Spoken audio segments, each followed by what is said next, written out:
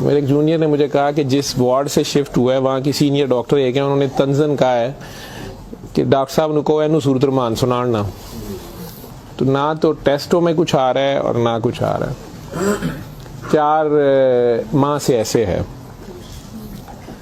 تو جو ہسٹری ہوتی ہے, ہم جو ڈاکٹرز کامن چیزیں ہوتی ہیں وہ سارے پوچھتے ہیں. تو بچوں نے مجھے بتایا جونیئر ڈاکٹرز نے کہ نہ شوگر ہے, نہ یہ نہیں وہ نہیں فلانی. میں نے انہیں کہا کہ اس کا ایڈز کا ٹیسٹ کرا لیں. تو بچوں نے کہا کہ جی پچھلے سال اس کا ایڈز کا ٹیسٹ میو ہاسپٹل میں ہوا تھا, تب بھی اس کو اسی طرح ڈائریا لگا تھا اور وہ نیگیٹو ہے, اور لیکن پچھلے سال پھر یہ ڈائریا ٹھیک ہو گیا تھا 2-3-4 ماہ کے بعد, پھر یہ بہت بہتر حالت میں ہو گیا تھا, لیکن اب پھر اس کو 4 ماہ سے یہ ہے اور اب اس کی یہ حالت ہو گئی. اب یہ بے ہوش تھا, وہ خیر وینٹیلیٹر پہ چلا گیا, لیکن میں نے پھر بھی اس کا ایڈز کا ٹیسٹ بھیج دیا کہ یہ بھیجو اس کی بیوی کا.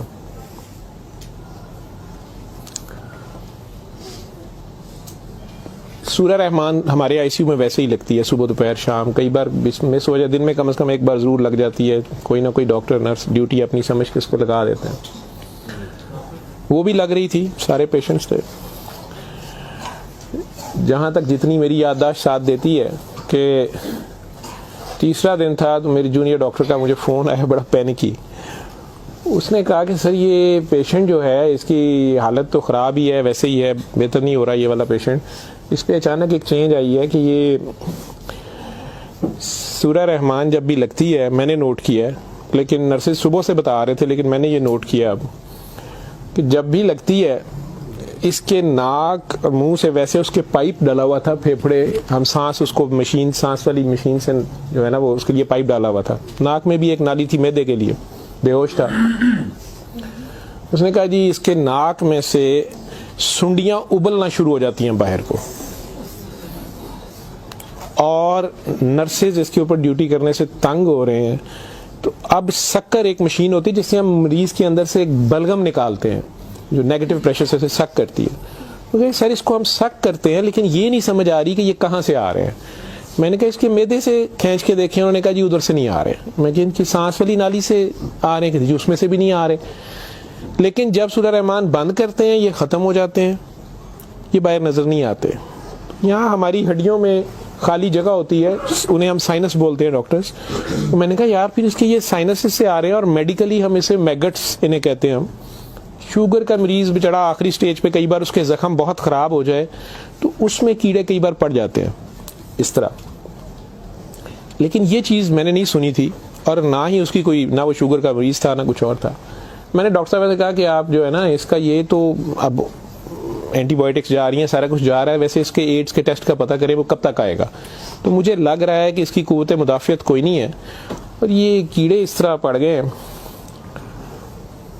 اگلے دن جب میں راؤنڈ پہ آیا تو مجھے ایک اور کہانی پتہ چلی. انہوں نے کہا جی کہ اس کی بیوی جو ہے نا اس نے کل رات کو ہماری سٹاف سے لڑائی کی ہے, اور وہ کرسچن ہماری جو سٹاف ہے نان مسلم, شاید انہیں بڑے غصے میں اس نے کہا کہ تم لوگوں نے ہمارا مریض خراب کر دیا اور کیڑے ڈال دیے ہیں, آپ لوگوں کی کیئر اچھی نہیں ہے. تھی وہ بالکل لوور سوشیو اکنامک سٹیٹس سے, پور جو ان پڑھ طبقہ جسے کہتے ہیں. تو کہتی جی اس نے کافی شور ڈالا ہے کہ میرا میاں تو بالکل ٹھیک ٹھاک تھا, یہ کیڑے آپ لوگوں نے 3 دن کے اندر ڈال دیے ہیں. تو وہ ڈاکٹر صاحب کہنے لگے کہ بڑا اچھی دلیل دی ہے. جو ڈیوٹی نرس تھی وہ اس کو کہنے لگی ہے کہ ادھر آؤ, بلکہ اس نرس نے ہماری نے نوٹ کیا کہ یہ سورہ رحمان جب لگتی ہے تو یہ ایسے ہوتا ہے. تو اسی نے ڈاکٹر کو مینشن کیا, لیکن یہ عورت شور ڈال رہی تھی. انہوں نے اس کو دوسرے 2 مریضوں کے پاس لے گئے جو ہمارے پاس 5-6 مہینے سے بے ہوش, ایک کے سر میں چوٹ تھی تو اس کے دماغ ختم ہوا ہوا, ایک کو ویسے فالج سے دماغ ختم ہوا ہوا تھا, تو انہیں گھر بھی نہیں لے جایا جا سکتا تھا. تو 4-6 ماہ سے وہ ہمارے پاس آئی سی یو میں ہیں. تو انہیں کہا کہ یہ دیکھو اگر کیڑے پڑنے ہوتے تو یہ 6 مہینے سے ہمارے پاس ہیں, ان کے تو زخم بھی نہیں ہے, پیچھے بیڈ سور بن جاتے ہیں, کچھ بھی ہے. تو آپ کے مریض کو یہ ہم نے 3 دن میں کرنا تھا, تو ان کی کوئی بیماری ایسی ہے, اور ہمیں ایڈز والا وہ جو بھی انہوں نے کہا کہ جو ٹیسٹ ہم نے آپ کو دیے ہیں نا کہ کرا کے لائیں باہر کی لیبارٹری سے یا کہیں اندر سے, وہ ہمیں لا کے دو جام سے رپورٹ ہے. اس نے کہا جی وہ کافی ویسے ایگریسو ہے, تو لیکن اس کے علاوہ کوئی اور رشتہ دار اس کا ہے ہی نہیں ہے, اور وہ کوئی چیز لا بھی نہیں رہی. دوائیاں بھی ہم نے خود اپنے فنڈ سے شروع کر لی ہیں.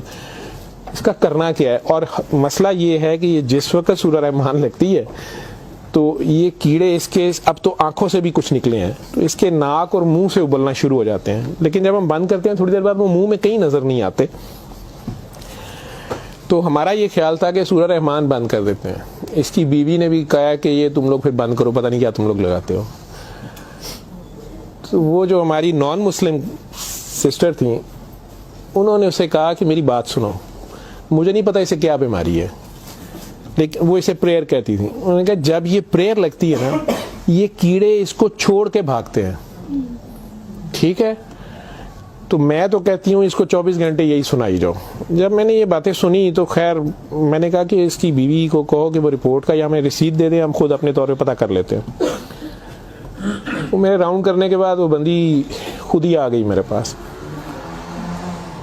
وہ مجھے نہیں پتا تھا کہ وہی سسٹر نے اس کی بٹھا کے کہیں کاؤنسلنگ کی تھی. اسے انہوں نے کہا کہ اس کو ہمیں شک ہے کہ ایڈز نہ ہو, کہ اس کی قوت مدافعت نہیں ہے, اس طرح کیڑے اس کو پڑ گئے ہیں, کچھ ہو گیا, شاید کمزوری سے ہو گیا, بیماری کی کمی سے ہو گیا. تو یہ اس کا ہم پتہ کرنا چاہ رہے ہیں. ادروائز تو جو دوائیاں ہیں وہ وہی رہنی ہیں. کچھ طرح کی اس نے بات کی, کہتی کہ وہ ڈر گئی ہے تھوڑی سی, اور وہ کہتی میں نے بڑے ڈاکٹر صاحب سے کوئی بات کرنی ہے. بہرحال اب مجھے جتنا یاد ہے میں 1 سال بڑی سوچا اس کے اوپر کہ میں اس کو بیان کروں یا نہ کروں لوگوں کے سامنے. اس عورت نے بڑی خوفناک کہانی مجھے سنائی. جب اسے یہ ڈر پڑا نا کہ اس کو ایڈز نہ ہو اور اس کو نہ ایڈز لگ گئی ہو, اب وہ مجھے کہنے لگی ادھر کمرے میں آ کے کہ ڈاکٹر صاحب یہ جو میرا میاں ہے نا یہ اصل میں جادوگر ہے. میں نے کہا آپ نے تو پہلے دن لکھوایا کہ یہ رکشہ چلاتا تھا اور رکشہ ڈرائیور ہے. اس نے کہا جی یہ رکشہ ڈرائیور تو ہے لیکن یہ جادوگر ہے, کالا جادو کرتا ہے, لیکن کرتا قرآن سے تھا. مجھے ہنسی آ گئی, میں نے کہا قرآن سے کالا جادو کیسے ہو سکتا ہے. بہرحال ٹو کٹ اٹ شارٹ, اس عورت کی ہمارے وہ ڈاکٹرز نے مجھے, چونکہ وہ ویڈیو میرے پاس وہ صرف پڑی ہے جس میں وہ کیڑے پلیٹ میں ہماری اسے ڈش کہتے ہیں اس میں وہ نکال کے وہ ڈال رہے تھے, تو مجھے انہوں نے بھیجے کہ اس کا کرنا یہ کیا ہے. پہلی رات جب انہوں نے مجھے میسج کیا رات کو واٹس ایپ پہ تو وہ ویڈیو میرے پاس پڑی ہوئی ہے.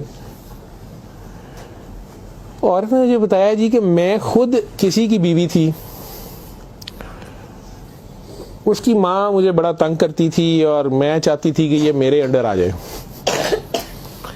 مجھے کسی عورت نے دوسری نے بتایا, ہمسائی نے بتایا کہ یہ خامن تمہارا غلام ہو جائے گا, تم اس کے پاس چلی جاؤ. باقی تفصیلات میں نہیں جاتا. جو کچھ اس نے مجھے بتایا, اس نے کہا جی کہ یہ اس کا جادو کا توڑ ہی نہیں تھا اور اس کا کام لازمی اس کا ہوتا تھا, یہ جیسے بھی کرتا تھا.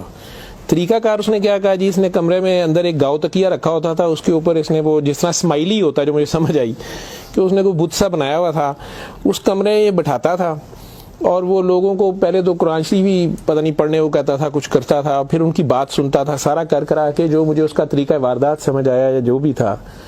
اس نے کہا جی کہ جو غرض مند ہوتا تھا نا وہ دیوانہ, عورتیں بڑی دیوانی ہوتی تھیں, ٹھیک ہے, یا ینگ لڑکے لڑکیاں کہ میری وہاں شادی ہو جائے, وہاں ہو جائے, اولاد ہو جائے, کئی لڑکے آتے تھے. تو جو اس نے سب سے گندی بات مجھے بتائی, بڑی فضول جو اس کی حرکت تھی یا جو بھی, وہ اسلام تو ہو ہی نہیں سکتا. اس نے کہا جی یہ ان عورتوں کو اور اپنے بارے میں اس نے کہا کہ میں نے بھی یہ غلطی کی, میرے سے بھی یہ گناہ ہوا, لیکن مجھے گناہ ثواب کا اتنا نہیں پتا تھا. تو یہ پہلے وہ تکیے کو سجدہ کراتا تھا, خود اس کے پیچھے کھڑا ہو جاتا تھا, پھر وہ کہتا تھا کہ یہ اصل میں تم لوگوں پہ کالا جادو ہوا ہے, اس کو توڑنے کے لیے پتہ نہیں نوری بڑا ضروری ہے, ٹھیک ہے. پھر وہ ہمیں کہتا تھا کہ وضو کر کے آؤ, ٹھیک ہے, وضو کر کے آتے تھے, وہ پتہ نہیں کون سی صورت پڑا, وہ کئی صورتیں مکس کرتا تھا. یہ سب کرتے کراتے 1-2 سیشنوں کے بعد کچھ نہیں لیتا تھا. پھر جو زیادہ لوگ اپنے کام کے پیچھے دیوانے ہوتے تھے ان کو وہ بتاتا تھا کہ اس میں بڑے پیسے بھی لگیں گے, یہ جان پہ کھیلنا پڑنا ہے, پتہ نہیں کیا کرنا, اور تمہیں بھی میرے ساتھ کرنا پڑے گا, اس میں بڑا کچھ جو ہے نا رسک ہے, لیکن کام تمہارا ہو جائے گا.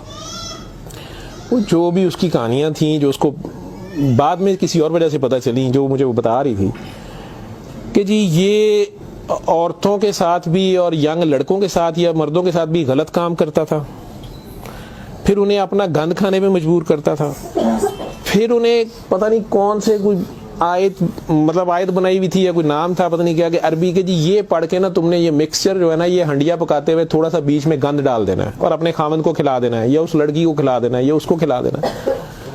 تو میں اپنے خاوند کے ساتھ یہ سارا کچھ کیا میں نے. اب مجھے بتائیں کہ جب وہ اس بندے کے ساتھ ہی سو گئی تو وہ اس کے خاوند تو وہ رہا ہی نہیں ہے نا, تو نہ وہ مسلمان رہی ہے نہ وہ یہ حرکتیں ساری.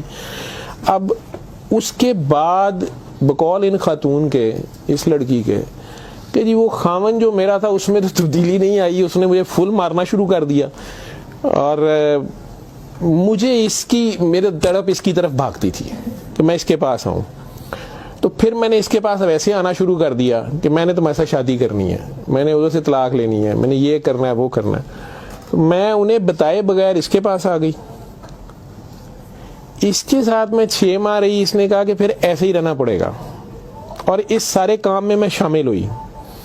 تو اس نے ویسے مجھے کہا کہ نکاح ہو گیا ہے ہمارا, قرآن شریف پہ اس نے نکاح کیا. اس نے کہا ہم دونوں کی رضامندی نکاح ہے, وہ پیچھے سے طلاق لے کے نہیں آئی. ٹھیک ہے.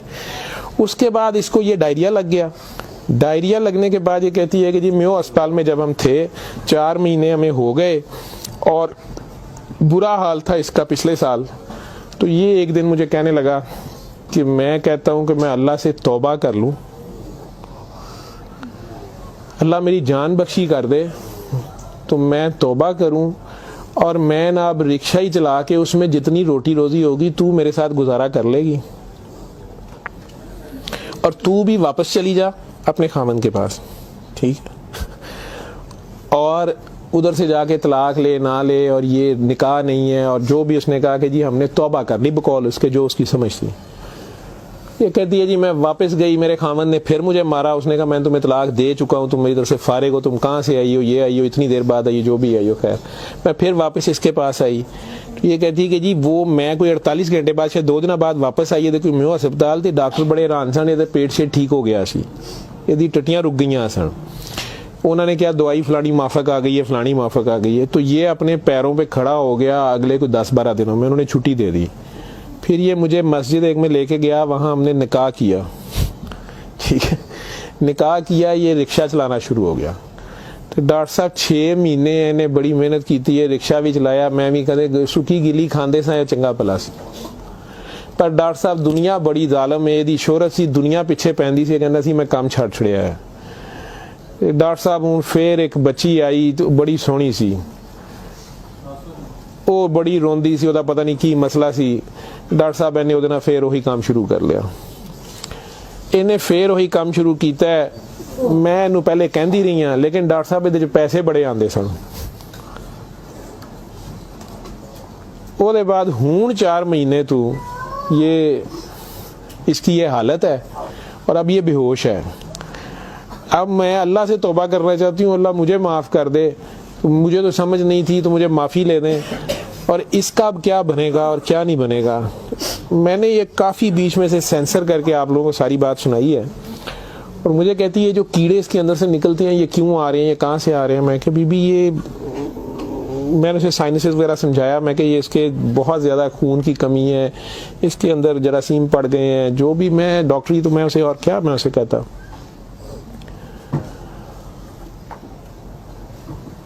اور اس وقت ساری بات سنا کے تو اس نے وہ رپورٹ اندر سے نکالی اور مجھے کہتی ہے جی یہ رپورٹ میں تو اس کو HIV کی رپورٹ تھی کہ جی وہ اتنے رپورٹ والے مینوں کہا ہے کہ ڈاکٹر صاحب فوراً جا کے دیو, تو تسی وہ لیبارٹری میں کہیں پوچھتی رہی.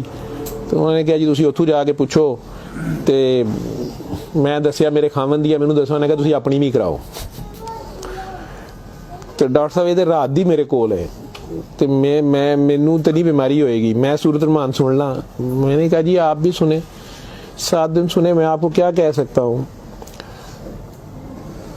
1 دن وہ اور زندہ رہا, بندہ مر گیا. آخر تک اس کے کیڑے وہ آتے رہے اسی طرح. جب بھی وہ سورہ رحمان لگتی تھی وہ ایسے ہوتا تھا جیسے ابلتے تھے باہر کو, ناک سے اس کے, مطلب وہ 1-2 نہیں ہوتے تھے کہ جنہیں آپ پکڑ کے سائڈ پہ کر دیں. میں نے بتایا نا کہ وہ شکر مشین رکھ کے, تو اس سے وہ شکر میں ہم شک کرتے تھے اس کو سارا, وہ مشین میں جاتے تھے, لمبی سنیاں اس کی, ناک سے منہ سے. اور آخر میں وہ عورت بھی اس کی ڈیڈ باڈی لینے میں بھی تیار نہیں تھی. نہیں جی یہ میں نو کتنے دباں گی یہ وہ. میں کہ نہیں اب اس کو یہ تو آپ نہیں لے کے جانا, ہم ہاسپٹل سے ہم کیا کر سکتے ہیں. اللہ جانے کہ یہ سال پرانی بات ہمارے ہاسپٹل میں رہ کے گیا ہے. اول تو مسلمان نہ جادو کر سکتا ہے, اگر وہ جادو والا علم کہیں سے سیکھ بھی لیتا ہے یا اپنے طریقے سے وہ سمجھتا ہے وہ جادو کر رہا ہے تو وہ مسلمان نہیں رہتا. ایک چیز, قرآن کو ہی لوگ مس یوز کرتے ہیں, ناپاک حالت میں غلط طریقے سے بڑا کچھ کرتے ہیں, اور کئی بار ہم ناسمجھی میں بھی اپنا خسارہ بڑھاتے ہیں, ہمیں سمجھ نہیں ہوتی اور ہم کچھ چیزیں کرتے ہیں. قرآن خود کہہ رہا ہے کہ اس سے مومن کے لیے شفا اور رحمت ہے, اور ظالم اسی میں سے اپنے لیے خسارہ بڑھاتے ہیں. اپنی جان پہ ظلم کرنا بھی ظلم ہی ہوتا ہے. تو اول تو مسلمان جادو نہ کر سکتا ہے نہ کسی دوسرے پہ کرواتا ہے, اگر دوسرے پہ بھی کرواتا وہ مسلمان نہیں رہتا. جب آپ جادو کے چکر میں پڑیں گے یہ خود شرک ہے. آپ اللہ بننے کی کوشش کر رہے ہیں نا, آپ اپنی مرضی کے ریزلٹس لینے کی کوشش کر رہے ہیں. ٹھیک ہے, مافوق الفطرت طریقے سے, اور پھر اس سے زیادہ بڑی بدبختی کہ اللہ کے کلام کو مس یوز کر کے سارا کر کے, تو وہ مسلمان نہیں رہتا. میں نے اس دن بھی بتایا تھا, وہ بچی امریکہ سے جو فون کر رہی تھی آپ لوگوں کے سامنے, یہاں میں نے اسے کلمہ شہادت پڑھایا تھا, اسے دوبارہ کلمہ پڑھوایا تھا کیونکہ اس کو پتہ نہیں تھا. یہاں وہ آئی تو وہ اس سے یہی کام کسی اور نے کروایا. وہ مسلمان رہ ہی نہیں گئی ہوئی تھی اور خامن سے لڑائی اس کی چل رہی تھی, ان کا آپس میں فساد ہو جاتا تھا, ٹھیک ٹھاک پرابلم میں تھے. اسے دوبارہ سے باوضو ہو کے آپ کلمہ پڑھیں. زندگی میں اگر ایسی کبھی غلطی کر دی ہے تو اللہ سے معافی مانگے, اللہ نبی سے, اور دوبارہ سے کلمہ پڑھ کے مسلمان ہو. دوسرا, اگر آپ میں سے کسی کو وہم ہے کہ آپ لوگوں پہ جادو ہے تو کسی بابے کے پاس جانے کی ضرورت نہیں ہے. یہ تو فٹافٹ آپ لوگ کہتے ہیں کہ جادو برحق ہے, اور جی جادو نبی کریم صلی اللہ علیہ وسلم پہ بھی ہو گیا تھا. نبی کریم صلی اللہ علیہ وسلم نے اس کو کیسے توڑا تھا, انہوں نے کیا طریقہ بتایا ہے؟ ایک بار سورہ فلق, ایک بار سورہ ناس, یا آپ 3 بار سورہ فلق 3 بار سورہ ناس پڑھ لیں, جادو ختم ہو گیا. اعوذ باللہ من الشیطان الرجیم پڑھتے ہی ختم ہو گیا ہے. ویسے تو مسلمانوں پہ تو ہوتا ہی نہیں ہے. میں نے سورہ مومنون کی 89 آیت بار بار ریفرنس دیا ہے, میں کسی بحث میں نہیں مذہبی میں پڑھنا چاہتا. اللہ بڑے واضح طریقے سے اس میں بتا رہے ہیں کہ ان سے پوچھو, سورہ مومنون میں 84 سے 89 تک, ان سے پوچھو کہ آسمان اور زمین کا مالک کون ہے, یہ سارا کچھ کس نے بنایا, یہ فوراً کہیں گے اللہ نے. ان سے پوچھو تمہاری زندگی اور موت کا ہر چیز کون فانی, کہیں گے اللہ میں. پھر ان سے پوچھو پھر تم کہاں سے جادو کر دیے جاتے ہو, جب ہر چیز کا مالک وہ ہے تو پھر یہ جادو تم لوگوں پہ کہاں سے ہو جاتا ہے؟ یہ ہماری اپنی سوچ میں ہوتا ہے. 99% لوگ تو سائیکی کے مریض بنے ہوتے ہیں, اور یہ اصل میں آپس کی نفرت ہوتی ہے. ہماری آپس کی نفرت, حسد, کینے, بغض, لالچ, ہوس, یہ جو ہماری سوچ کی لہریں ہیں یہ ضرور ایک دوسرے کو ڈسٹرب کرتی ہیں. یہ نظر لگ جاتی ہے, ماں کی نظر اپنے بچے کو لگ جاتی ہے, پیار سے ہی دیکھ لے, اس کو زیادہ انرجی چلے گئی, بیچ میں ماشاءاللہ نہیں کہا, فوکس اللہ سے ہٹا, بچے پہ گیا آپ کا. تو اللہ کے ریفرنس سے اس بچے کو دیکھیں کہ ماشاءاللہ میرا بیٹا کتنا پیارا, تو پھر نظر نہیں لگتی ہے. یہ باتیں آپ کو سمجھائی گئی ہیں کہ فوکس آپ کا اللہ رہے. نعوذ باللہ نعوذ باللہ نعوذ باللہ, کئی بچے میرے ساتھ زیادہ پیار سے جب زیادہ چلتے ہیں, آپ اللہ ہیں, نعوذ باللہ میں اللہ کیسے ہو سکتا ہوں؟ پھر انہیں میں کہتا ہوں کہ بیٹا یہ کفریہ کلمہ ہے. کسی بات سے کوئی بندہ مدتوں سے پھنسا ہوتا ہے, اس میں سے نکلتا ہے, کئی بہت بڑی بات کر دیتے ہیں. ہوش کے لوگ نہیں ہوتے ہیں, جب تک ہوش میں نہیں ہوتے ہیں تو اس وقت تک تو ان پہ حد نہیں لگتی, لیکن جب ہوش آ گئی ہے اس کے بعد یہ بات کفر میں آتی ہے, اور اللہ یہ برداشت نہیں کرتا. آپ ناسمجھی میں بھی کر رہے ہو, بچہ ناسمجھی میں بھی الٹی سیدھی حرکتیں کر رہا ہو تو ماں تو کان پکڑ لیتی ہے, اس نے بھی اسے سکھانا تو ہوتا ہے, اسے ثابت تو کرائے گا, پہچان تو کرا کے چھوڑے گا اللہ کون ہے, اللہ کہاں ہے. ٹھیک ہے, آیت الکرسی کا مطلب ہے کرسی کی نشانی, کرسی کا اشارہ. ٹھیک, جب آپ خوف کی حالت میں ہیں تو وہ پڑھ لیں, یا آپ کو لگتا ہے کہ ہمیں کوئی مسئلہ نہ ہو تو پڑھ لیں. تو اس کا مطلب یہ نہیں ہے کہ وہ آیت الکرسی کے لفظ یا آیت الکرسی کے وہ آپ کی حفاظت کرتے ہیں. اس کا مطلب کیا ہے؟ عربز کو تو پتہ چلتا تھا پڑھتے ہوئے کہ وہ کیا کہہ رہے ہیں. تو وہ ساری اللہ کی حمد اور اللہ کی شانیں بیان ہو رہی ہیں. تو کرسی کی بات ہو رہی ہے کہ کرسی زمین و آسمان پہ ہر طرف وہ ہے, تو اصل میں تو کرسی والے کی بات ہو رہی ہے. تو جو کچھ کرنا ہے کرسی والے نے کرنا ہے. تو اگر کرسی والے سے آپ کا دھیان ہٹ گیا ٹھیک ہے، تو آپ کرسی کی پوجا شروع ہو گئے، تب بھی پھنس گئے آپ.